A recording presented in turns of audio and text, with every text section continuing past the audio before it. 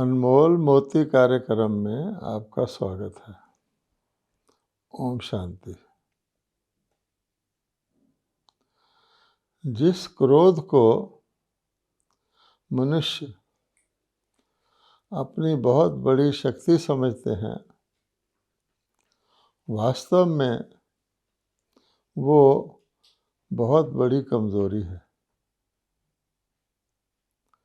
आप देखेंगे कि क्रोध से कोई भी काम सुधरता नहीं है, कोई भी काम बनता नहीं है, बिगड़ता ही है।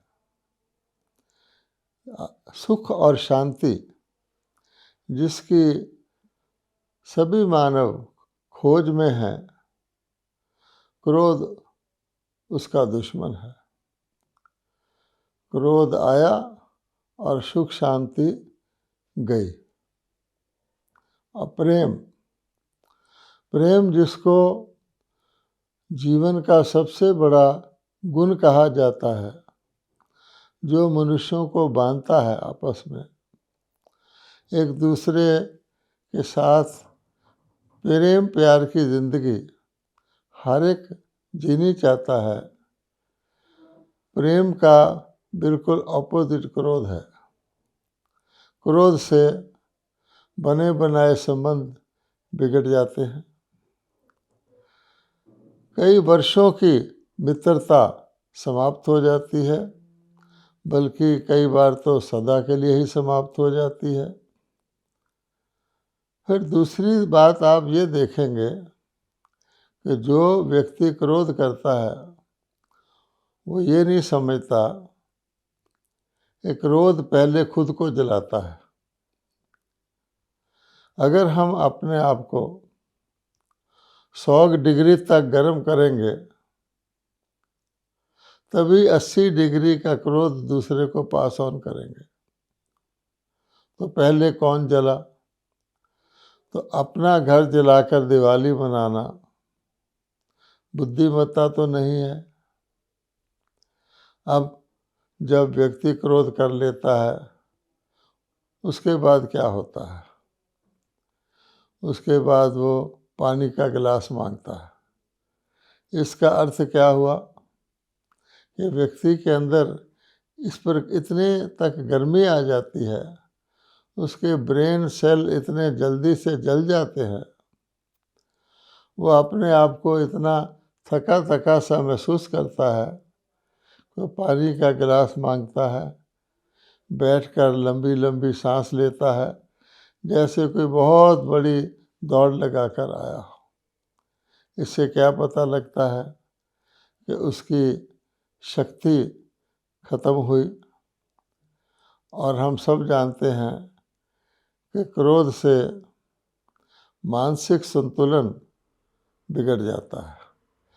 क्रोध एक प्रकार की, जिसको कहते हैं ना, टेम्परेरी लुनेसी, अल्पकालिक पागलपन है, ऐसे कहा जा सकता है। तो ऐसे पागलपन में आज के मनुष्य उसको स्वाभाविक समझते हैं। वो समझते हैं क्रोध आना तो एक स्वाभाविक चीज़ है। अब जिस व्यक्ति पर कोई क्रोध करता है, मैं समझता हूँ जिस पर कोई क्रोध करता है, कम से कम 6 महीने तक उसके अंदर उसका असर रहता है। अब ऐसी खतरनाक चीज़ का हम एक स्वाभाविक समझकर प्रयोग करते रहते हैं। घर में, परिवार में जब किसी व्यक्ति को क्रोध आता है घर में, तो जो भी चीज़ हाथ में आती है, गिलास हाथ में आता है, वो उठा के फेंक देता है, दूसरे व्यक्ति पर मार देता है। क्रोध में आकर कोई गमला पड़ा होगा पौधे का, उसको ठोकर मार के गिरा देगा। इस प्रकार की तोड़ फोड़ की हरकतें, पागलपन की हरकतें व्यक्ति करता है। और आज तो ये क्रोध असेंबलियों तक चला गया है। जब भी असेंबलीज होती हैं, पार्लियामेंट आदि लगते हैं, तो किस प्रकार से हमारे चुने हुए मेंबर्स, माननीय सम्माननीय, आदरणीय जिनको लोग अपने प्रतिनिधि बना करके असेंबलीज में भेजते हैं, वो किस प्रकार से व्यवहार करते हैं कि कुर्सी उठाकर फेंकने लग जाते हैं, कितने ज़ोर ज़ोर से बोलते हैं, तो उससे पता लगता है कि क्रोध ने तो हमारी राजसत्ता, राजनीतिज्ञों को भी नहीं छोड़ा। और कहते हैं यथा राजा तथा प्रजा, तो जब ऊपर से ही ऐसा है तो छोटों का क्या हाल होगा। जबकि उनके पास सत्ता भी है, शक्ति भी है, धन भी है, साधन भी है, लोग उनकी ओर देखते हैं और उनका ये हाल है। इसी प्रकार से हमारा जो धार्मिक जगत है, हमारे साधु संत महात्मा हैं, वो भी क्रोध से बचे हुए नहीं हैं। छोटी सी बात पर कभी यात्राएं निकलती हैं कुंभ में, तो किसी को आगे टर्न ना दिया जाए, उसको पीछे के आने को कह दें तो क्रोधित हो उठते हैं। मुझे अच्छी तरह याद है, एक बार मैं नई दिल्ली स्टेशन पर बैठा था, तो फर्स्ट क्लास के डिब्बे में एक साधु चढ़ रहे थे और वो अपने शिष्य पर क्रोधित हो रहे थे। तो उनको ही छोड़ने आया हुआ उनका एक शिष्य था, तो उसने प्यार हल्के से कहा, महात्मा जी आप क्रोध कर रहे हैं।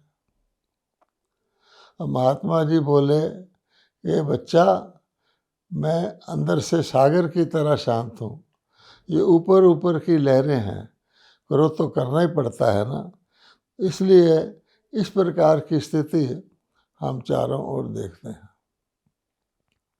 उसके बाद व्यक्ति समझता है कि मैंने कमज़ोर के ऊपर क्रोध कर लिया, क्योंकि आसानी से कर लेता है, लेकिन उस वक़्त तो व्यक्ति चुप हो जाता है क्योंकि विवश होता है, उसको डांट लगती है, फटकार लगती है, उसका निरादर किया जाता है, लेकिन अपने अंदर वो एक गांठ बांध लेता है, एक बदले की भावना रख लेता है।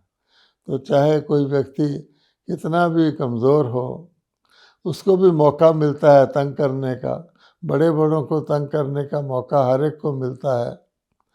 कहा जाता है every dog has his day. तो जब उसको मौका मिलता है तो वो फिर शक्तिशाली को ऐसा परेशान करता है कि बात ना पूछो। तो ऐसा ना समझे कि किसी को हमने टेम्परेरी दबा लिया, टेम्परेरी उसके ऊपर रोब डाल दिया, लोगों को थर थर काँपने भी लगते हैं, लेकिन इसका नतीजा अच्छा नहीं होता।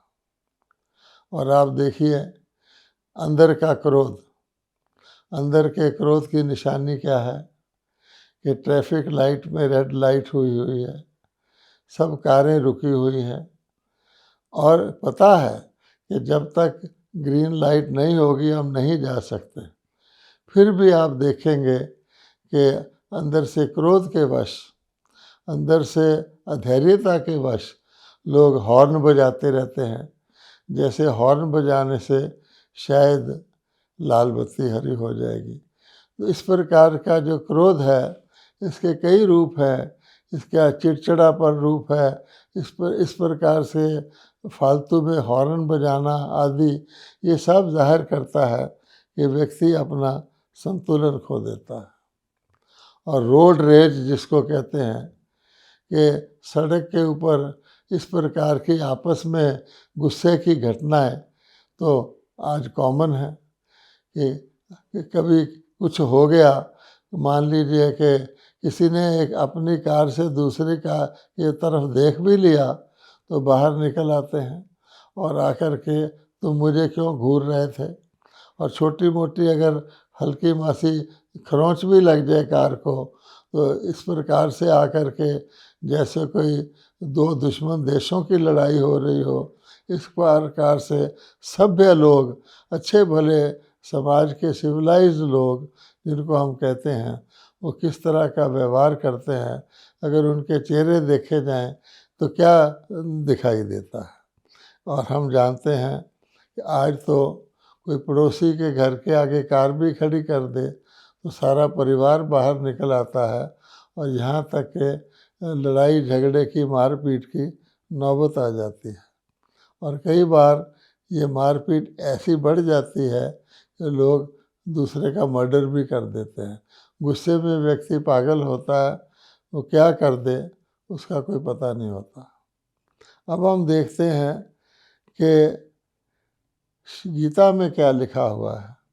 भगवत गीता ने सबसे पहला विकार काम विकार को बताया और काम विकार से दूसरा विकार क्रोध विकार को बताया।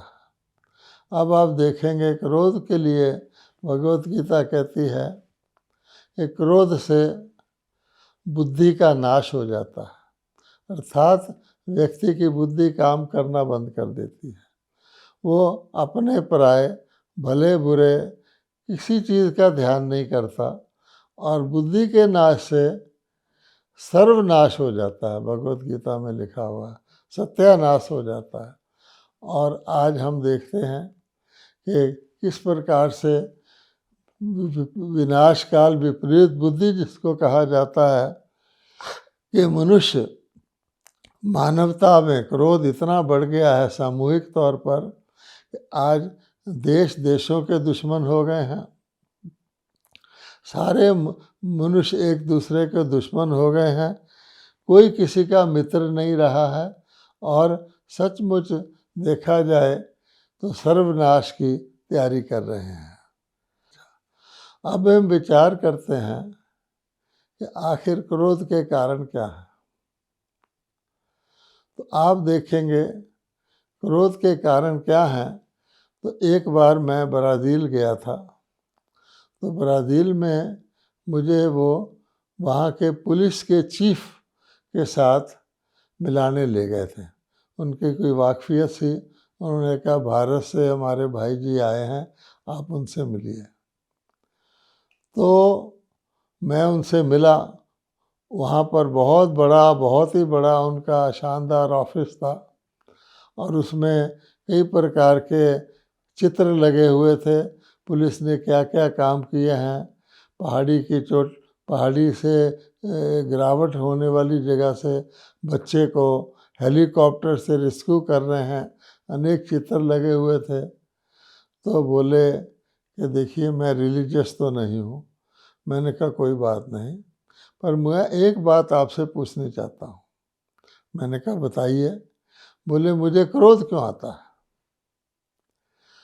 तो मैंने कहा शायद आपको इसलिए क्रोध आता है कि जब आपका जूनियर कोई उस क्वालिटी का काम नहीं कर पाता जिसका आप करते हैं या इसका आप उससे एक्सपेक्ट करते हैं, तो आपको क्रोध आ जाता है। तो मुस्कुराने लगे। तो मैंने कहा देखिए आखिरकार जो जूनियर होता है वो जूनियर ही होता है। अगर उसमें भी आप जैसी ही योग्यताएं हों तो आपकी सीट पर उसे होना चाहिए। वो फिर मुस्कुराने लगा। तो मेरे कहने का भाव था कि हमें क्रोध, हर व्यक्ति को क्रोध इसीलिए आता है कि उसकी अपेक्षा, उसकी आकांक्षा पूरी नहीं होती, और जब पूरी नहीं होती तो उससे क्रोध आ जाता है। अगर हम देखें कि भगवत गीता में 5 विकारों का वर्णन है, जिसमें सबसे पहला काम है, फिर क्रोध ही विकार है बहुत बड़ा, लोभ मोह और अहंकार। अब गीता में क्या लिखा हुआ है, कामेश क्रोधेश, कि जब मनुष्य की काम वासना की इच्छा की पूर्ति नहीं होती तो उसको बहुत क्रोध आ जाता है और वो बुरी तरह पागल हो जाता है। क्योंकि काम विकार मनुष्य का सबसे बड़ा शत्रु है और उसको वो वैसे ही पागल कर देता है। जब किसी व्यक्ति के अंदर काम विकार का भूत होता है तो आप देखेंगे वो कुछ नहीं देखता है। शास्त्रों में बड़ी बड़ी कथाएं लिखी हुई हैं काम विकार से पागल होने वाले व्यक्तियों की, कि किस प्रकार से वो मुर्दे को कश्ती समझ लेते हैं नदी पार करने के लिए, सांप को रस्सी समझ लेते हैं ऊपर के मंजिल में जाने के लिए। ऐसी ऐसी बातें लिखी हुई हैं। और यहाँ तक लिखा हुआ है कि कईयों ने अपनी आंखें फोड़ ली कि ना हमारी आंखें रहेंगी, ना हम काम विकार से पीड़ित होंगे।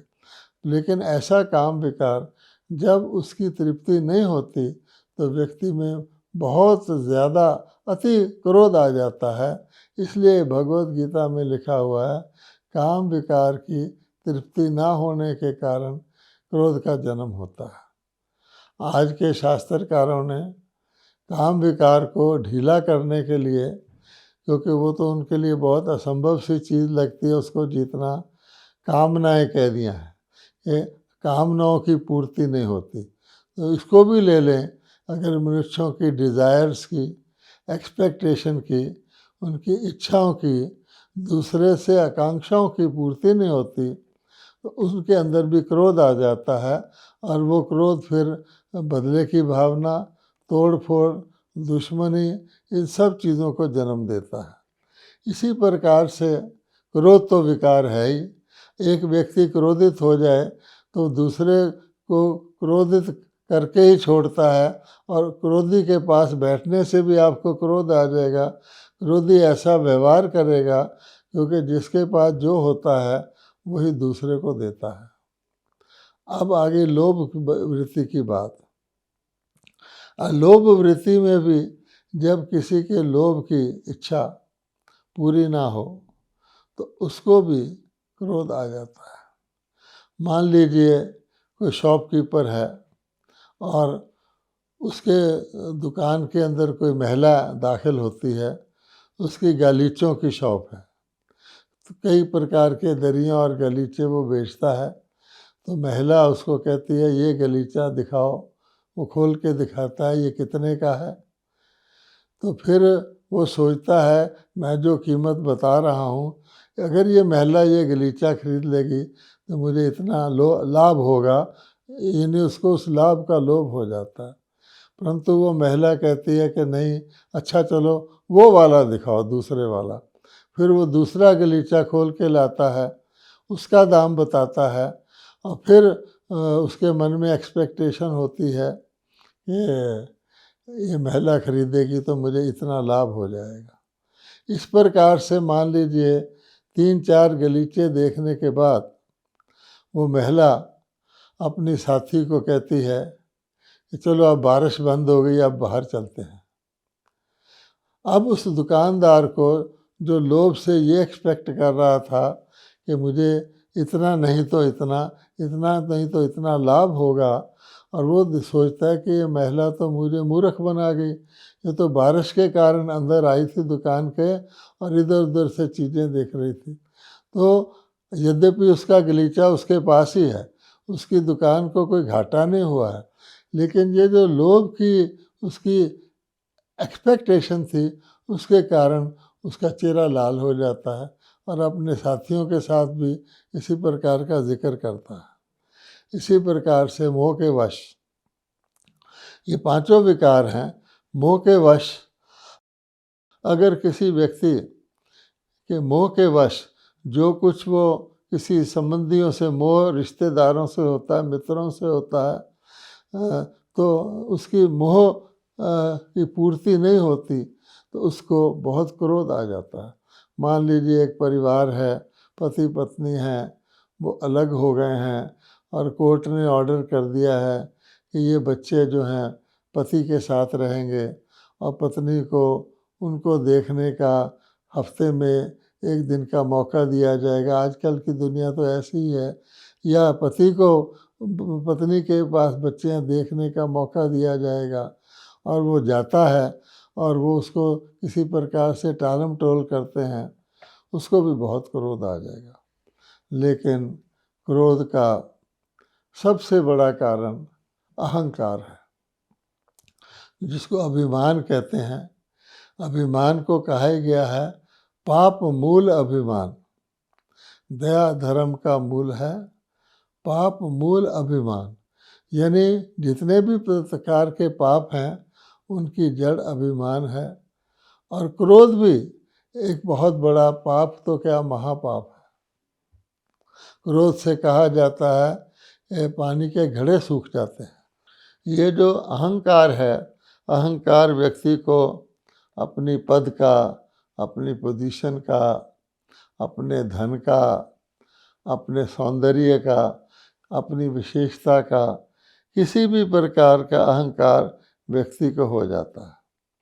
अब उस अहंकार के वश व्यक्ति ये सोचता है, उसका वो समझता है कि मेरा तो सभी को कहना मानना चाहिए, कोई ऐसी होना ही नहीं चाहिए जो मैं कहूँ और वो होना।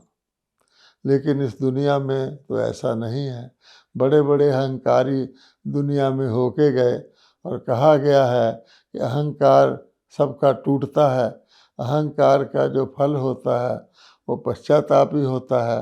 अहंकारी को ऐसा मिल जाता है जो उसके अहंकार को तोड़ के रख देता है। तो हम प्रायः जीवन में क्या देखते हैं कि मनुष्य अहंकार के वश सोचते हैं कि जो मैं चाहता हूँ वही हो, फौरन हो। और अहंकार वाले का अगर कोई ज़रा सा भी कहना ना माने, उसके अंदर धैर्यता तो होती ही नहीं है। और धैर्यता ही क्रोध को डाइजेस्ट करने की, ऑब्जॉर्व करने की शक्ति होती है। तो अहंकारी व्यक्ति अपने अहंकार के वश सोचता है उस समय कि मैं ही सारी दुनिया का मालिक हूँ। और जब उसका अहंकार पूरा नहीं होता, और बार बार नहीं होता, क्योंकि अहंकारी से अंदर से सब लोग घृणा करते हैं, उसका कोई कहना मानना नहीं चाहता, उससे दूर रहना चाहते हैं। मजबूरी के कारण अहंकारी के संबंध में वो आते हैं और जल्दी से जल्दी दूर हो जाना चाहते हैं। और अहंकारी अपना अहंकार चाहते ना चाहते दिखाता है। अब मान लीजिए एक बहुत धनाढ्य व्यक्ति अपनी कार किसी फलों की दुकान के आगे खड़ी करता है, और फल की दुकान वाला पहले किसी ग्राहक जो उसके पास खड़ा होता है उसके साथ कुछ सौदा कर रहा होता है।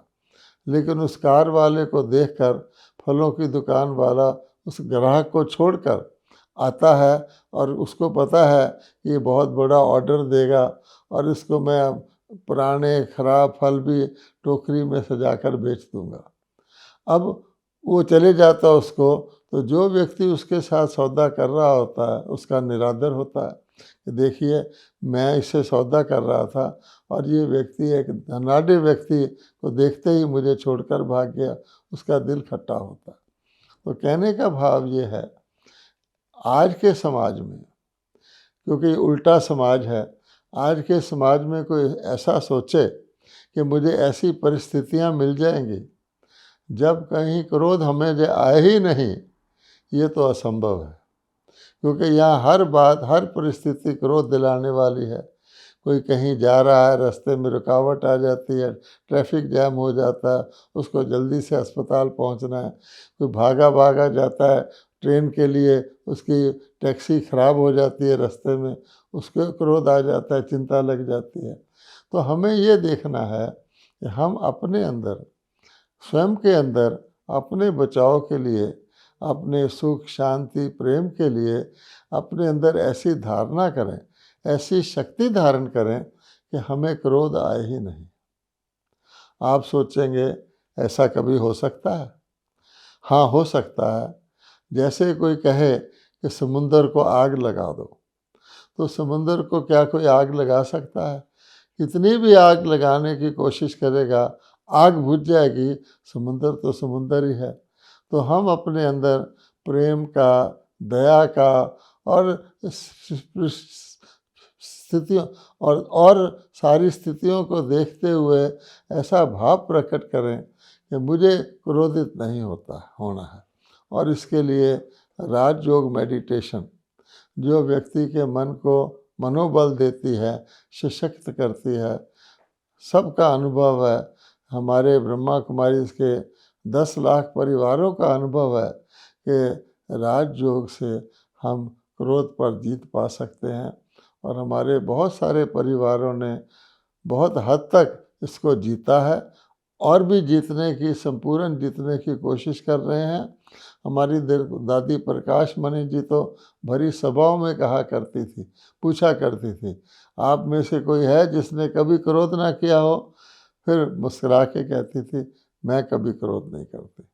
इसलिए इस बहुत खतरनाक दुश्मन से, जो साधारण लड़ाई झगड़े से लेकर विश्व युद्ध के निमित्त बन सकता है, आप देखेंगे एंगर इंग्लिश में कहते हैं, उसके आगे डी लगा दो तो डेंजर बन जाता है। एंगर ही डेंजर है।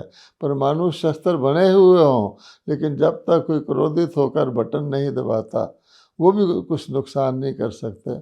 इसलिए क्रोध से सावधान, अपने जीवन से क्रोध मुक्त बनाइए। ओम शांति।